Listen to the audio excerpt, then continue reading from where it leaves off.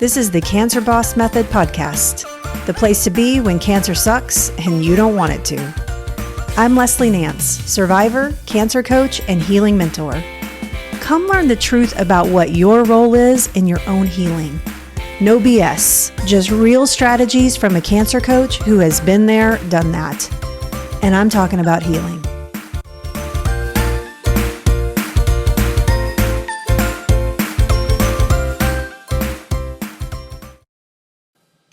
Hey, welcome to the Cancer Boss Method podcast. I am really excited to be here with you today and just share a moment of realization with you that really has had a massive impact on me over the past several weeks. So I guess it's been about a month ago during one of my very deep meditations. And may I say, like, those super deep meditations, they're kind of rare. And I had a super profound experience where time and space seemed to disappear and something else really rushed in.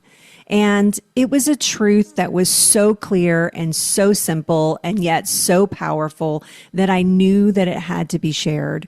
And I wasn't searching for it, in all honesty. It found me. And as soon as I opened my eyes, I wrote this down. Love is the energy of abundance. Abundance is the energy of freedom. And freedom is the energy of impact. And this realization has shaped how I have been moving through in my own healing, how I've been guiding my clients lately. And now I see it, this interconnected flow of energy that influences like every part of our lives. Because here's the thing, healing is not a straight line. It's not a checklist. It is not a finish line that we're trying to cross. It's an orbit.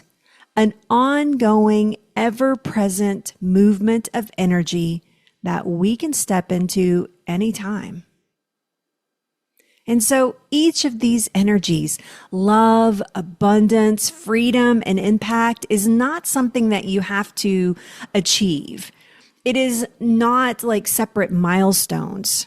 They are a dynamic living cycle, constantly influencing and reinforcing each other.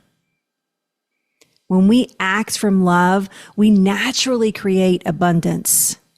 Abundance of healing, abundance of possibilities, abundance of grace for ourselves.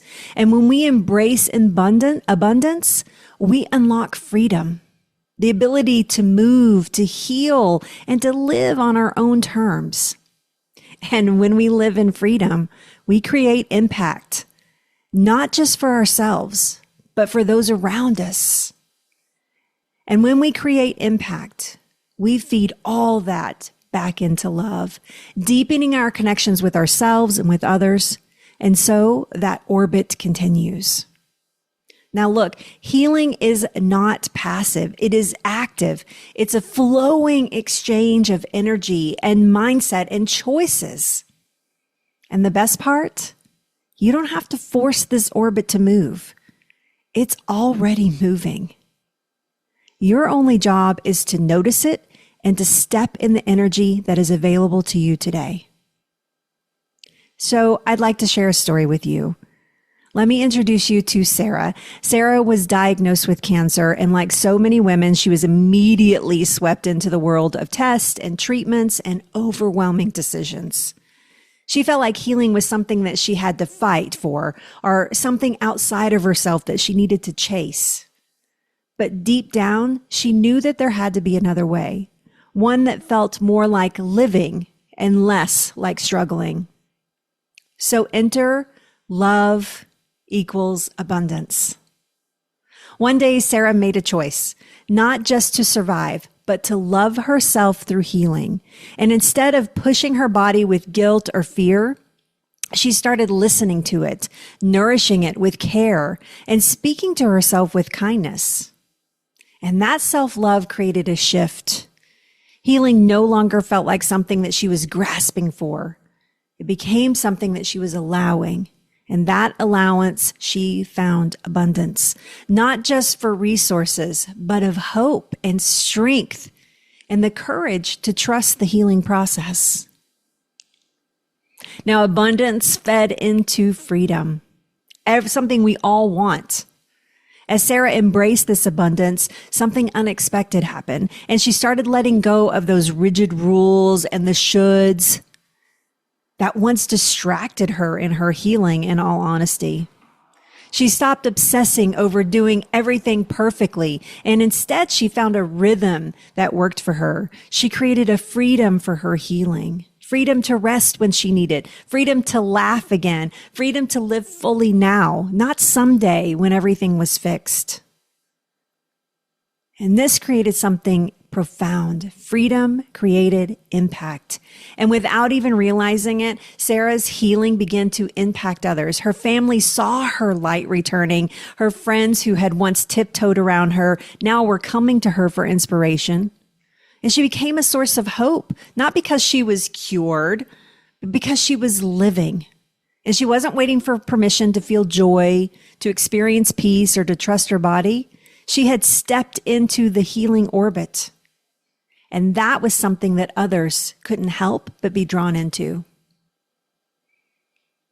The beautiful thing that came from all of this, from the impact, was that it made a circle back to love. Sarah shared her healing with the world, not by preaching it, but just by simply being. Her love for herself deepened, and she saw how healing was never just about her. It was about the way that her energy and her choices and her presence shaped the world around her. And with that realization, she continued to move through this orbit, not just in a straight line, but as a constant flow of transformation. Maybe you see yourself in Sarah. Maybe you're at the beginning trying to shift from fear into love. Maybe you're finding abundance but struggling with what freedom looks like. Or maybe you don't even realize the impact that you're already making. Wherever you are, this orbit is available to you. Healing isn't just a goal that you reach. It's an energy that you step into. And today I invite you to do just that. So take a moment to reflect. Where do you feel that you're in this healing orbit right now? Do you feel strength in a particular energy, or do you feel blocked in any particular energy? What happens if you let go of the need to control healing and instead allow it to move through you? Healing is not something that you have to chase. You don't have to force it. You don't have to earn it. It is already happening.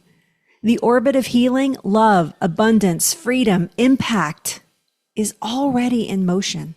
And your only job is to recognize it, to step into the energy that feels most available to you and trust that it will carry you forward. So if today the energy that you need most is love, let yourself soften into it. If abundance feels distant, then start with gratitude for what already is. And if freedom feels hard, loosen your grip just a little. And if impact feels like something too big to reach, know that you're already creating ripples by choosing to heal. Wherever you are, trust that you are already in motion. If this message resonates with you, I encourage you to stop and to listen to it again and let it soak in. Let it shift something inside of you. And if you want to explore this deeper, come connect with me, whether it's through my coaching or through my programs or one of my Facebook groups, or just simply through this podcast.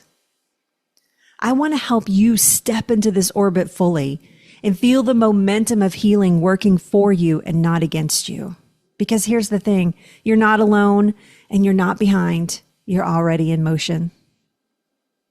Thank you so much for spending this time with me today. If this episode spoke to you, please share it with someone that you think needs to hear it. And let's continue to expand this healing orbit together. So until next time, remember that love fuels abundance, abundance fuels freedom, freedom fuels impact, and impact brings us back to love. So trust the flow and trust yourself. And remember, cancer is not your destiny.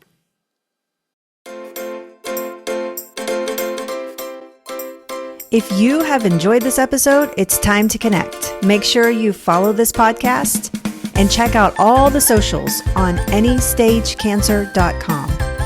If you're ready to talk about your own healing using the Cancer Boss method, then click the link below this episode. Hey, and remember, cancer's not your destiny. Okay, I'm outie.